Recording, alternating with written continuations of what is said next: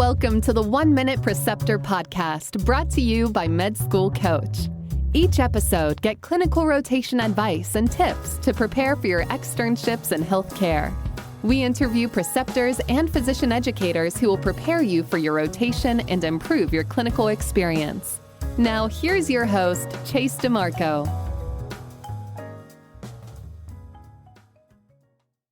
Dr. Joseph Krainin is the founder of Singular Sleep, the first ever virtual sleep center.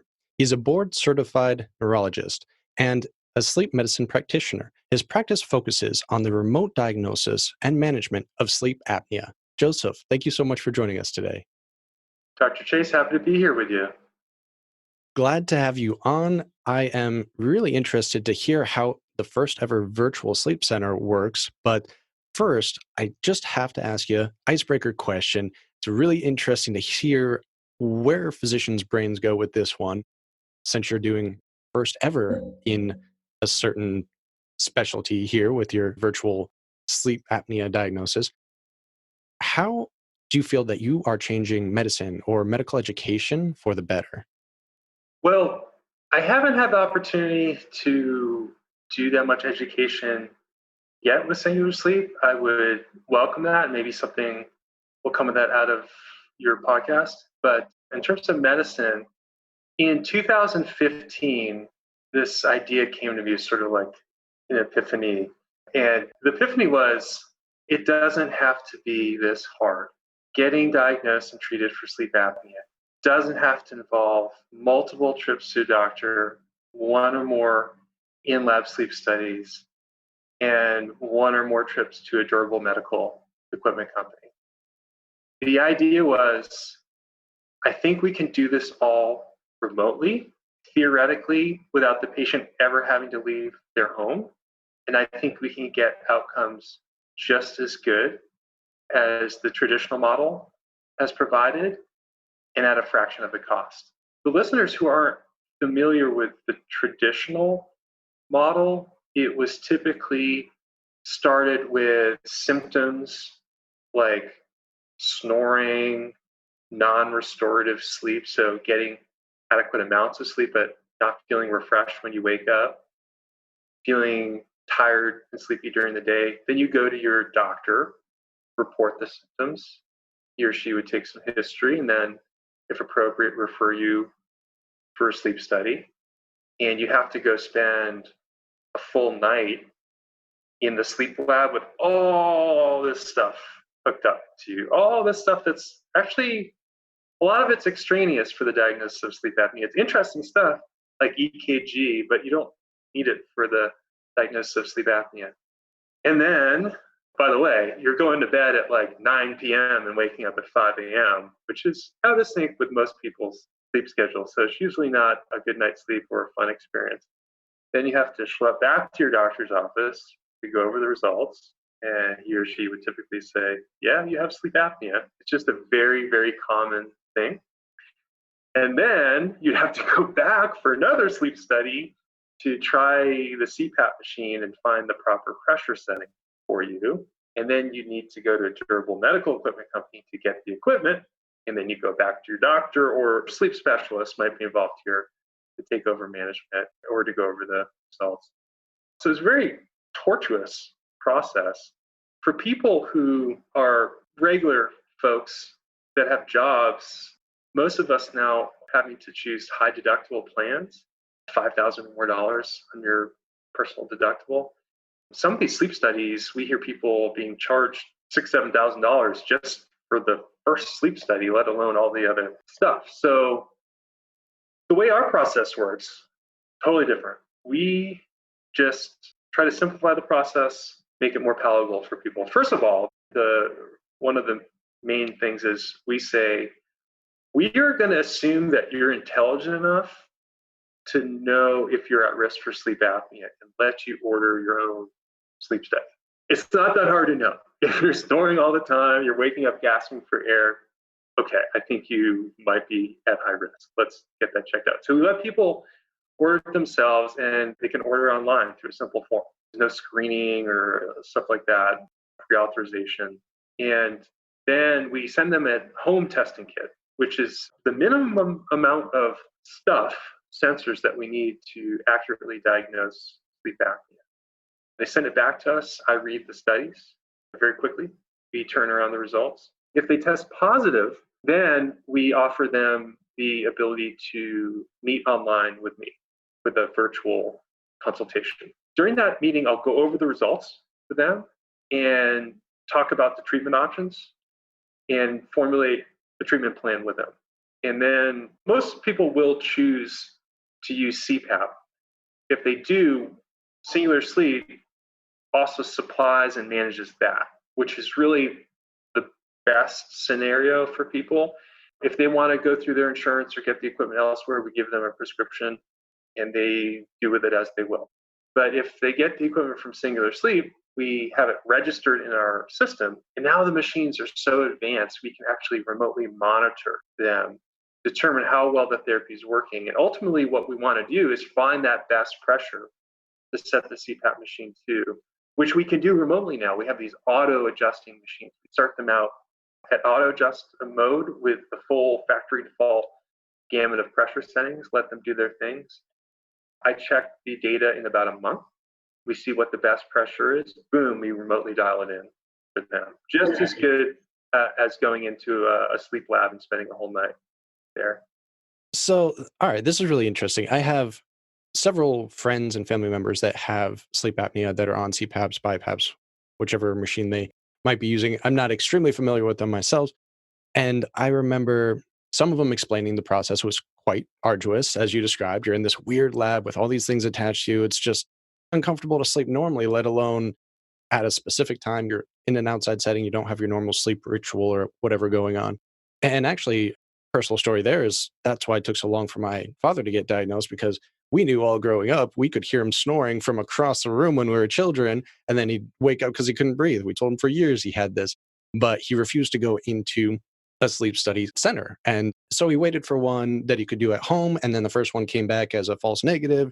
So we're like, no, that's not right. You need to go get a real test.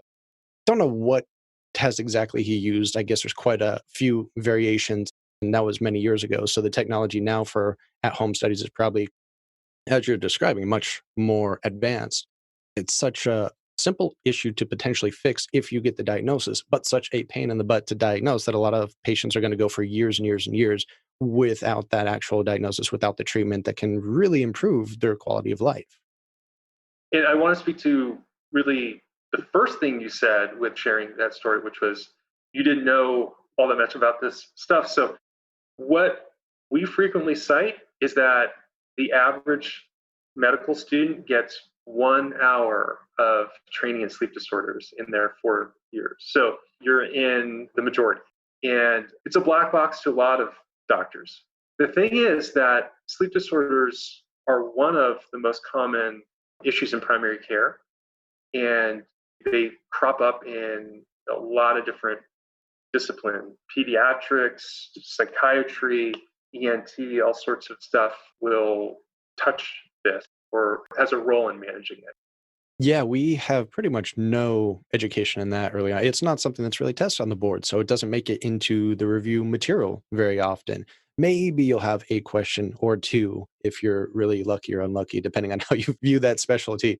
But it's not in like the last version of first aid I read anyway, or online videos that a lot of students use. There's not a lot on sleep medicine, but as you described, something a lot of people have trouble with in primary care, whether it's sleep apnea or insomnia or one of many other sleep disorders. So I do think that as we're changing in general into a more virtual telemedicine type of field, that this will definitely open up the doors and allow many more people to be diagnosed and treated properly, saving them a lot of time and money, saving them a lot of headache down the road as well. Exactly. Yeah. And so sleep medicine lends itself particularly well to telemedicine. I lumped it in there with like psychiatry and a couple of other things where you don't need to do a physical exam. When you're doing the physical exam, it's mostly for insurance purposes, so you can bill at a higher level and they'll pay for the visit. But the most important thing really is to look in the person's throat, which you can do, which I've done. But really, that is secondary to the history. It's all clinical. It's all about the history in sleep medicine. You can diagnose every single sleep disorder is clinical basis, no physical exam findings that are essential with or without a sleep study. So that's how we make diagnoses in this field. And then for this specialty, it's kind of an interesting one. So I've been learning a little bit more about it just because I have friends in residency right now that are looking to go into sleep medicine later on. And apparently, there are a lot of different pathways into sleep medicine. You went the pathway of neurology, but I hear there are others too, family medicine, maybe a couple others that can lead to a sleep medicine fellowship. Absolutely. So it's a very young field, which is cool because everything's not totally delineated and mapped out yet. You can be a part of that. Really, the godfather of sleep medicine just passed away, Dr. Dement. And he was a psychiatrist. And his right-hand man just passed away not so long ago, either Christian Guilleminot. He was a neurologist. So these were really the main figures who created the field. And then what happened was we saw a shift to pulmonology kind of taking over because clinically the majority of sleep medicine is sleep apnea. But then the pendulum's been swinging back the other way. I'd say probably the majority, or I'd say the biggest component, if you looked at the pie chart, are still pulmonologists, but then it's probably neurology. There are a lot of people, though, that went right from internal medicine into a sleep medicine fellowship. Pediatrics, ENT is rare because from a dollars and cents standpoint, it doesn't make so much more sense to do that other year of training. Family practice, that's a lesser known one, but they are still, to my knowledge, eligible to sit for the sleep boards. Things have changed a lot with sleep education. In the old days, it was the Wild West. You basically read a book, took a test, and you were board certified. It was one of those deals. And there was a huge variability in knowledge and skill. When I went to fellowship in 2008, it was actually the last year where you didn't have to do a formal ACGME approved fellowship. You could go get mentored somewhere, and if you showed that you read X amount of sleep studies with someone overreading you and saw X amount of patients, then you could sit for the boards. But I thought, I think that people are going to want, I can see where this is going. People, I think, are going to want to see that you've got this training. I think this more rigorous training will be good. So I went to University of Michigan, which was great. I saw a lot of really interesting pathology there, very complicated sleep breathing disorders and hypersomnias and whatnot. I think it was a good move. And now you have to, if you want to go into it, you've got to do a 1-year sleep medicine fellowship. Some people do 2 years, a year of research as well. It's less common. But at certain places like Penn, University of Pennsylvania, that's fairly common. Yeah, that's a little background about how things have evolved. And now you used to be able to be, when you pass that test, you were board certified for life. And now you have to do recertifications, which I think is, has its merits. Make sure you're keeping up on the latest developments and stuff like that. I just took my 10-year recertification last year, which was interesting, having to sit down and stuff like you've been going through study, except now there's 2 kids running around, and it was all about going to Starbucks and putting in the earplugs and trying to focus. So then for a student that might still not know too much about this specialty or looking to get into it, I kind of want to tackle this on 2 ends, actually. First one being, what are some of the most common? You said sleep apnea is like the bread and butter of the specialty. What are probably like Bread the and top butter 4 or or 5? the cross to bear, however you Yeah. want to think of that. So what are the top maybe 4 or 5 of them that you see the most? So when I say sleep apnea, mostly that's referring to obstructive sleep apnea, but there are different forms of that. There's forms of central sleep apnea, Shane-Stokes respirations, central sleep apnea due to certain drugs, medical problems. There's a very subtle form of obstructive sleep apnea that's a bit controversial called upper airway resistance syndrome. So it's mostly about sleep breathing problems. The other top ones are insomnia, for sure, would be number two, but very much interdependent with sleep apnea. A lot of folks in primary care practitioners don't realize this. This is a major problem. During sleep apnea, you're having these abnormal breathing events and having a massive stress response. Basically, your sympathetic nervous system gets set off and you have a brain awakening. And typically, it leads to what we call sleep maintenance insomnia, trouble staying asleep. Usually, sleep apnea doesn't cause so much trouble falling asleep. Staying asleep is huge. A lot of primary care docs don't think about this, especially when someone like you walks in who's slender, young, presumably very healthy, and they give people Ambien or whatever. And they're just kind of trying to suppress the symptoms, but not getting at the root of it. And that the problem at the root of it can cause, as you know, some major issues: hypertension, heart disease, stroke, etc. So people need to be thinking about that interdependence there. With insomnia, if we've ruled out an underlying sleep disorder or underlying medical or psychiatric problem, then there's sort of two pathways to go. The more effective pathway is called cognitive behavioral therapy for insomnia. This is a series of usually about 4 to 6 sessions, and it's great for online telemedicine, where you work with people to really change how their brain thinks about sleep and rewire their relationship with their bed. And this has been shown long-term to be more effective than the other pathway, which is pharmacotherapy. All right. The other very, very common things are restless leg syndrome. And then less frequently, hypersomnias like narcolepsy, idiopathic hypersomnia, things like that. And parasomnia is very interesting. But often the underlying problem is sleep apnea. I have this saying when I talk to residents in medicines that it's like the do not pass go, do not collect $200 rule, monopoly. You have to assess and treat for sleep apnea, and oftentimes all the other stuff goes away. Really, insomnia, restless legs, parasomnias, they often go away when you treat sleep apnea. But parasomnias can be interesting, so complex behaviors arising out of sleep. REM, sleep behavior disorder, is a very fascinating disease where people essentially act out their dreams. Can be very dangerous. I've done that. Yeah. So those are the major categories of things that we deal with in this field. The majority of them is going to be 80-20 rule. Exactly. Yeah. Is going to be the sleep apnea, and then maybe secondary would be insomnias. But actually, you bring up an interesting one that I only remember one clinical correlate from all of med school, and that's restless leg syndrome and what is it? Iron deficiency, I believe. Yes, exactly. That's the only time I've ever seen a question on that topic was iron deficiency. That's a good board question for sure. Yeah, so that's a really interesting. I was just talking with the patient about that earlier. So she tested negative on her sleep study for sleep apnea.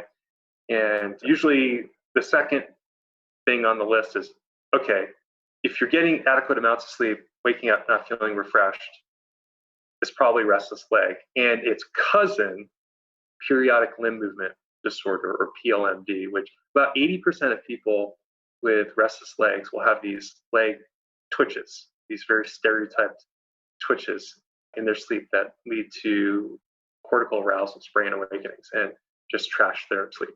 So I went into it thinking, okay, this is probably going to be it with her without knowing anything about it. And sure enough, on her questionnaire, restless leg, she was on an SSRI, which brings out restless leg syndrome, and she copped to a history of iron deficiency anemia, the classic. So the first thing we're going to do is recheck her iron levels. And iron is a cofactor for dopamine synthesis in the brain. And so if you don't have sufficient iron, you can't get the dopamine. Of course, dopamine controls motor activity. And what's really interesting is that it doesn't have to reach the level of anemia. Yeah, a ferritin less than 75 in the right clinical context, the person is having RLS, is probably should be presumed to be the cause of that and should be treated until you get above 75. So that's not that low.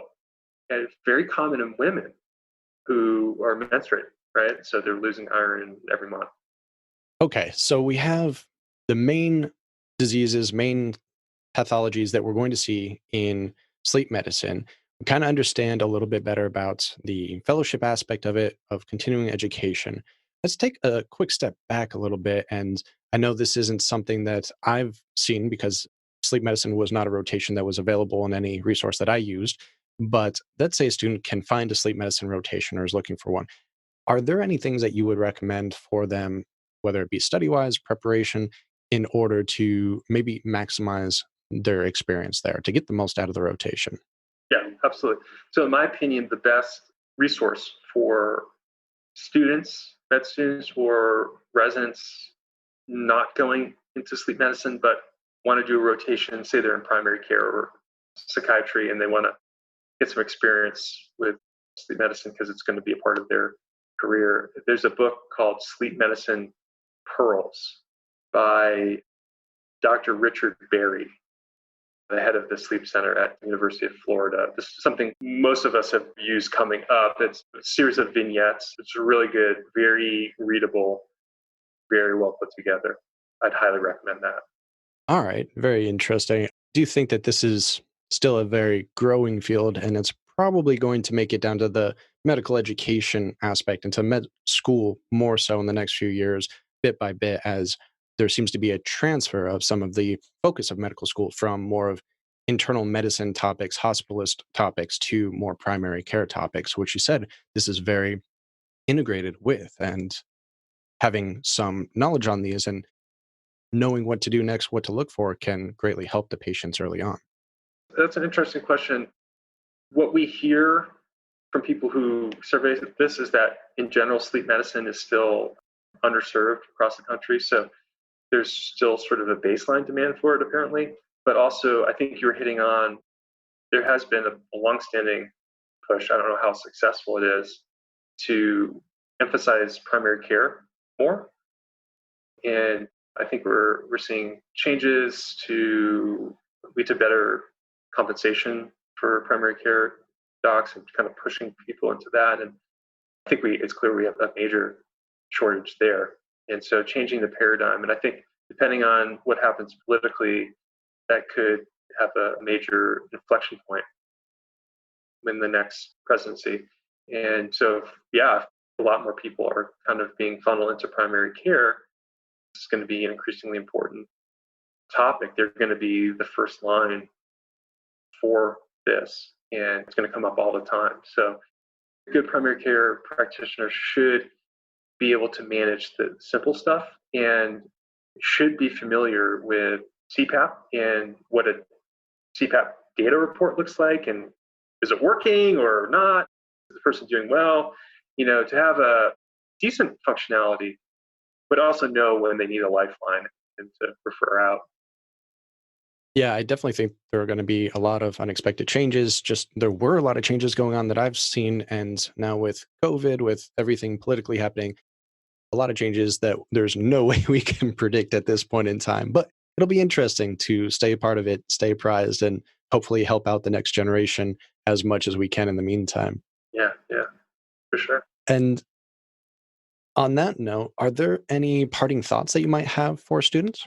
I would say if you can get at least a week of training, maybe you might have to advocate for it during your internal medicine or neurology or psychiatry elective, depending on who's housing that, the sleep medicine department. That can vary. Oftentimes it's in internal medicine. At Stanford, it's in psychiatry. At University of Michigan, where I trained, it was neurology. Try to get a week. I think it would be very valuable for most folks. You wouldn't regret that. And if you have any questions, we like to try to set ourselves up for training and research. I kind of miss that now being in private practice. So if anyone was super motivated and had an idea, I would entertain that and encourage them to contact me. And maybe we can get our website and email up with the post. Yeah, you and I definitely need to talk when we get off of this call here. But speaking of which, where can the audience find out more about you or contact you? So singularsleep.com, we'll hopefully get that up there. And that's the best place. And just drop us a line or give a call, and the staff will get you in touch with me. Sounds perfect. Well, I want to thank you so much, Dr. Joseph Krainin, for coming on the show and discussing this really interesting and really evolving topic of sleep medicine. Thank you for having me. It's been a pleasure.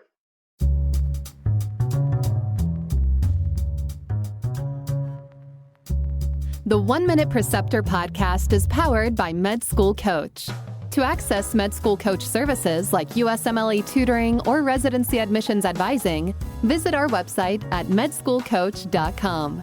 Good luck as you prepare for your board exams, and we hope you tune in again next time.